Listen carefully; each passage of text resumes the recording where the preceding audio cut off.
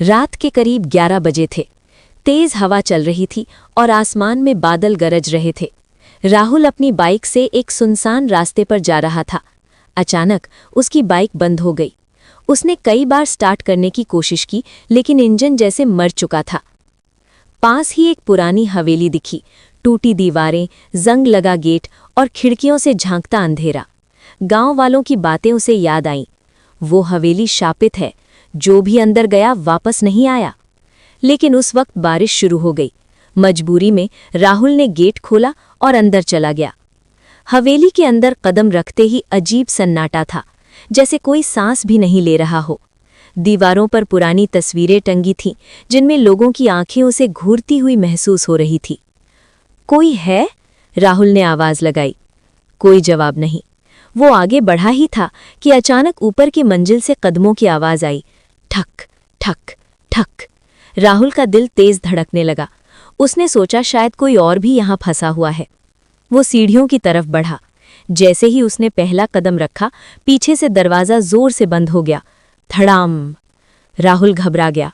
उसने दरवाजा खोलने की कोशिश की, लेकिन वो लॉक हो चुका था। अब उसके पास सिर्फ एक ही रास्ता था, ऊपर जाना। जैसे जैसे वो ऊपर चढ़ रहा था, आवाजें और साफ होती जा रही थी।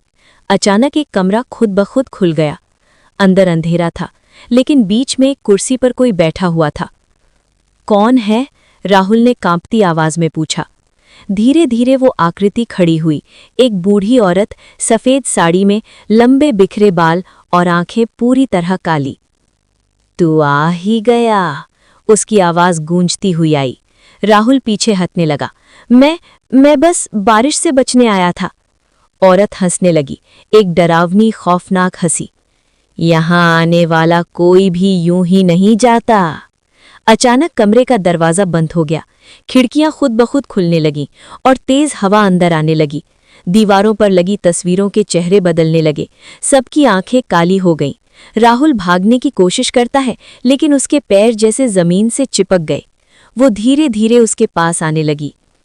इस हवेली को खून चाहिए और आज तू आया है। राहुल चीखने लगा। तभी अचानक उसे नीचे से किसी बच्चे के रोने की आवाज सुनाई दी। औरत एकदम रुक गई। नहीं, फिर से नहीं, वो बड़बड़ाई। इस मौके का फायदा उठाकर राहुल ने अपने पैर छुड़ाए और भागा। सीढ़ियों से नीचे उतरते वक्त उसे लगा जैसे कोई उसका पीछा कर रहा है। वो जैसे तैसे मुख्य दरवाजे तक पहुंचा। इस बार दरवाजा खुल गया। राहुल बाहर भागा। बारिश अब भी हो रही थी। उसने पीछे मुड़कर देखा। हवेली की खिड़की में वही बूढ़ी औरत खड़ी थी और उसके साथ एक छोटा बच्चा। दोनों उसे घूर रहे थे। अगले दिन गांव वालों ने राहुल को सड़क किनारे बेहोश पाया। जब उसे होश आया, उसने पूरी कहानी बताई। एक बूढ़े आदमी ने धीरे से कहा, सालों पहले उस हवेली में एक औरत और उसका बच्चा रहते थे। गांव वालों ने उन पर जादू टोना का आरोप लगाया और उन्हें जिंदा जला दिया। राहुल की आंखें डर से फैल गईं। तब से वो हवेली हर आने वाले से बदला लेती है। राहुल ने कसम खाई कि वो कभी उस रास्ते पर नहीं जाएगा, लेकिन असली डर अभी बाकी था। कुछ दिनों बाद रात को जब वो अपने कमरे में सो रहा था, अचानक उसे वही कदमों की आवाज सुनाई दी। ठक ठक ठक। और फिर उसके कमरे का दरवाजा अपने आप खुल गया।